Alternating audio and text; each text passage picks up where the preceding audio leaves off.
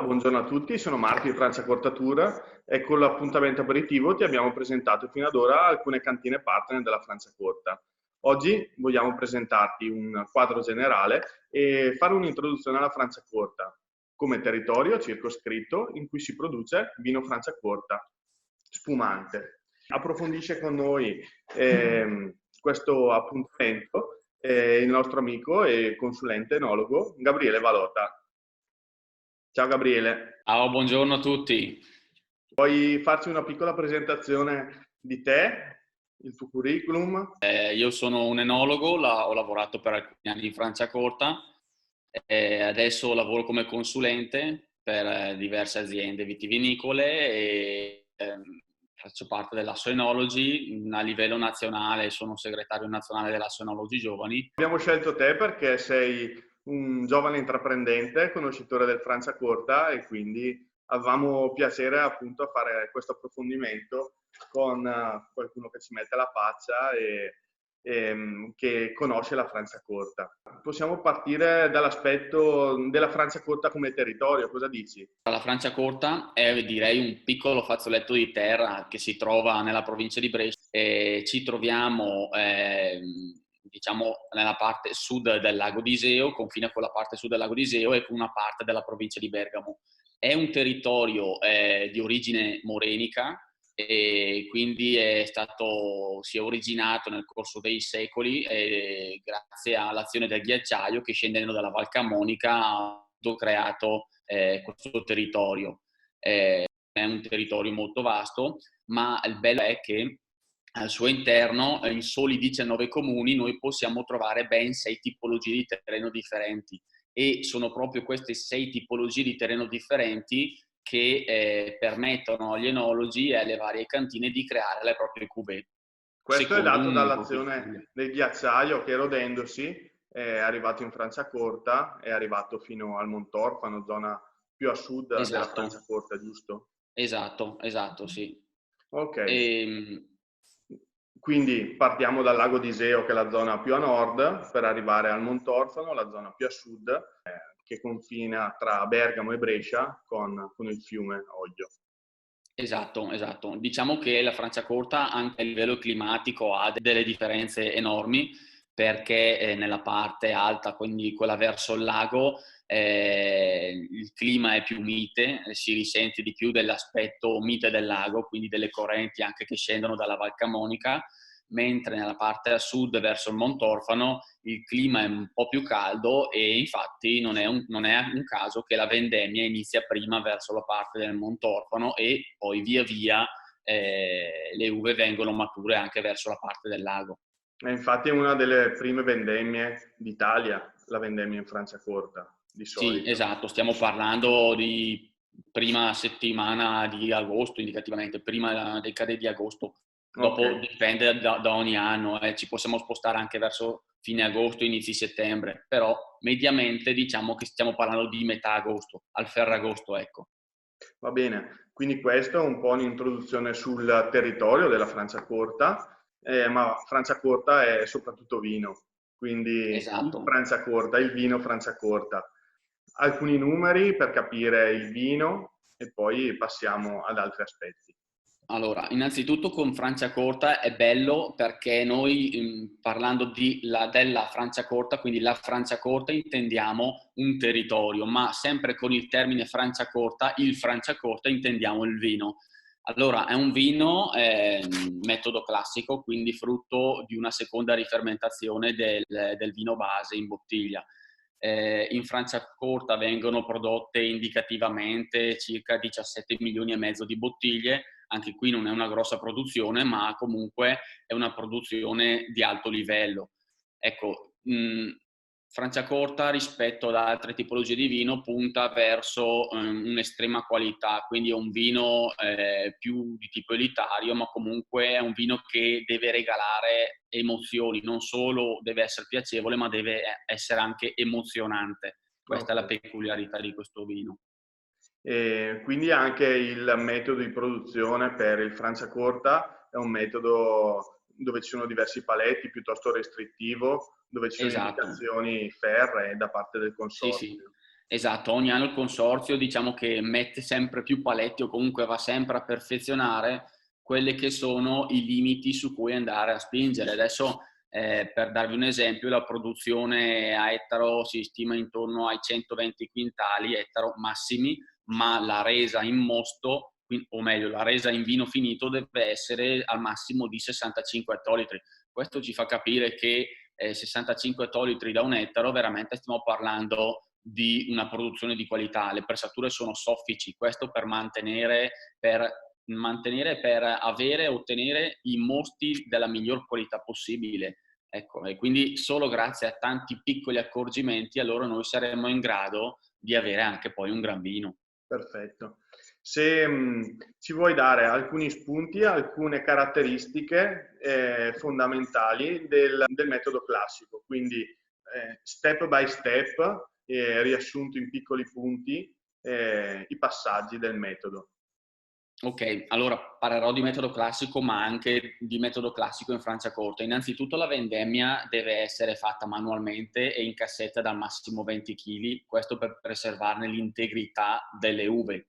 Le uve appunto vengono portate in cantina, vengono pressate in modo soffice, qui vengono effettuate tutte le varie operazioni di chiarifica, inizia la fermentazione alcolica e da qui avremo il primo vino, il vino base. Ok, si può parlare di un vino fermo classico a questo Esatto, è punto. un vino bianco fermo che ha la caratteristica di essere piuttosto acido, quindi abbiamo delle acidità importanti, questo perché noi in uno spumante andiamo a ricercare la freschezza ed è un vino con una gradazione alcolica limitata, quindi stiamo parlando di 11-11 gradi e mezzo di alcol.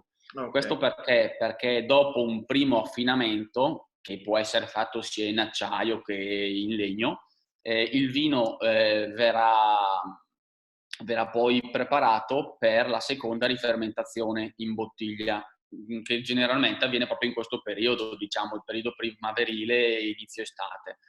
Qui cosa succede? Vengono aggiunti degli zuccheri, vengono aggiunti 24 grammi litro di zucchero o 20 grammi litro di zucchero per arrivare a 5-6 bar di pressione in In base alla bottiglia. tipologia che si vuole fare, giusto? Esatto, a seconda della tipologia.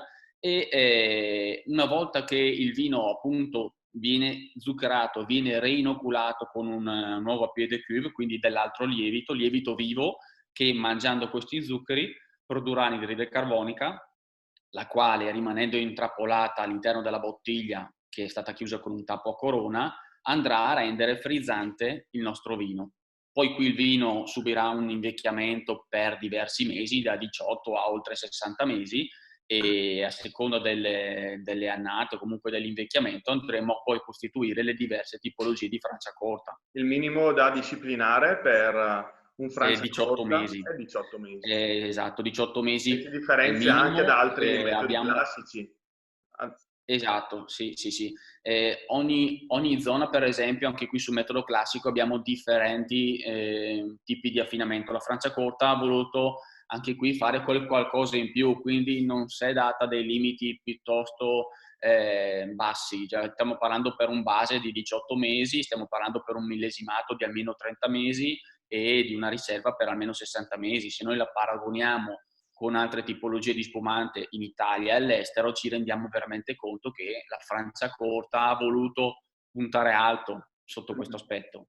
Ok, quindi abbiamo parlato della Franciacorta come territorio, della Franciacorta come vino, della Franciacorta come metodo di produzione e se parliamo di Franciacorta rispetto agli altri spumanti, mi viene in mente il Prosecco, che è lo spumante più conosciuto, o lo Champagne, o altre zone in Italia dove c'è una buona produzione di qualità di spumante, vedi il Trento, l'Alta Langa. Come si può posizionare la Franciacorta? Certo, allora stiamo parlando, tu hai citato di diversi vini, quindi parliamo anche di metodi di spumantizzazione differenti. Parlando subito del Prosecco è uno spumante, il più famoso in Italia direi di spumante, viene prodotto con metodo Charmat, quindi non stiamo parlando di una rifermentazione in bottiglia, ma di una rifermentazione in autoclave, e questo metodo ci permette di accelerare parecchio i tempi e quindi di avere un vino pronto, fresco e beverino più alla svelta rispetto che a un Franciacorta. E Altro anche le aspetto. caratteristiche quindi del vino finito sono diverse. Esatto, sono diversi anche perché per il Prosecco parliamo del vitigno Glera, che è il vitigno principe di questo vino, mentre per il Franciacorta stiamo parlando di Chardonnay, Pinot Nero, Pinot Bianco e Erba Mate. Ah, hai detto anche Se erba dovessi... mate. Esatto, anche Erba Erba mate? Mate, che è un nuovo vitigno da poco introdotto nel disciplinare del Franciacorta, nella misura massima del 10% su tutte le tipologie tranne che per il Satèn, ed è un vitigno che ha la caratteristica di essere molto acido e quindi consente di avere quell'acidità in più, no? Che potrebbe aiutare il Franciacorta a essere sempre più fresco e beverino anche in vista di quello che è il cambiamento climatico. Quindi L'erba stiamo andando mate verso sì. è un vitigno autoctono, giusto? Dove è Esatto, stato sì, è un vitigno riscoperto, è un autoctono. vitigno bresciano. Sì, esatto, un vitigno bresciano autoctono della Franciacorta, comunque della provincia di Brescia, ed è stato appunto riscoperto da poco e si sono stati fatti diversi studi agronomici per vedere un po' quali sono le caratteristiche a livello agronomico e a livello enologico, e dopo una serie di valutazioni risultate positive è stato deciso di introdurre questo vitigno all'interno del disciplinare. Come vedi la Franciacorta nel futuro? Ma allora, io da tecnico potrei darti una mia opinione tecnica, nel senso, io la Franciacorta, o meglio il Franciacorta, lo vedo come un vino innovativo. Conosco le aziende che lavorano sul territorio, so che stanno investendo molto nella ricerca e nello sviluppo. Io credo che andremo sempre di più verso un vino curato nei minimi dettagli. E in Franciacorta veramente la cura dei dettagli è maniacale, e solo grazie a questa cura dei dettagli riusciremo poi ad avere dei vini ancora migliori nel tempo. Ecco. La Franciacorta è un territorio che è nato da poco, il consorzio nasce nel 1990, però se pensiamo che in questi pochi anni il consorzio comunque la Franciacorta ha fatto passi veramente in avanti da gigante. Questo perché? Perché c'è stata innovazione, c'è stata ricerca, c'è stato sviluppo. Oltre a questo ci sono anche tante filosofie di piccoli produttori o di produttori che non vogliono tante volte uniformare il Franciacorta, ma ognuno ci mette una propria caratteristica, una sfaccettatura data alle volte dal suolo, data da quello che il produttore ha nella sua testa e che vuole esprimere nel bicchiere, giusto? Esatto, esatto. La cosa bella ancora di questo territorio è proprio questo, che ogni produttore ha la facoltà di scegliere una sua ricetta, un suo stile, e puntare magari di più su un certo tipo di vitigno, piuttosto che andare a puntare di più sulla diversificazione dei suoli che costituiscono poi l'azienda, e quindi poter giocare di più con l'assemblamento delle varie cuvée. Ecco, ogni cantina ha un suo stile e bello è proprio quello. Abbiamo cantine che tendono a uniformare la produzione secondo un gusto ben preciso ogni anno, abbiamo cantine che ogni anno risentono dell'effetto annata, e questo è molto bello, ecco. Soprattutto con i prodotti millesimati si sente tanto il terreno, il territorio, il clima e quindi l'espressione dell'anno. Esatto. Anche durante i nostri tour, quindi, questa espressione, queste diverse caratteristiche possono venire fuori. Infatti possiamo proporre un itinerario con diverse cantine, ognuna espressione diversa del territorio, e dove in ogni cantina si troverà un responsabile accoglienza che farà prevalere una caratteristica rispetto ad un'altra.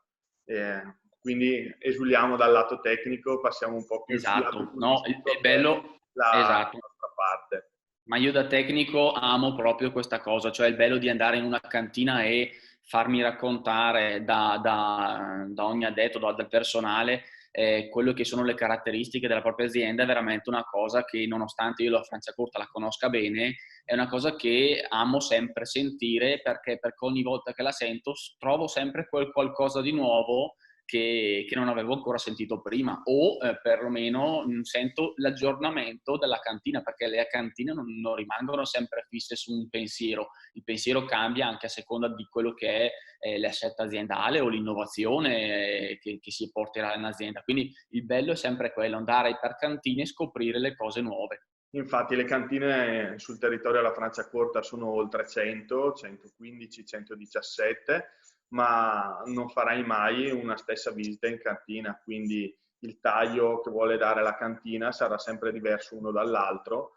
e anche sulla base della tua esperienza saprà tararsi e darti le informazioni che ti serviranno, insomma. Gabriele, qual è il tuo vino preferito per l'aperitivo? Ma io sono un po' da tecnico, amo molto il non dosato perché riesco a capire meglio quello che è stata l'effetto dell'annata e lo stile della cantina. Però direi che per un consumatore normale forse il Franciacorta Brut è il vino che più si addice magari per un aperitivo, ecco.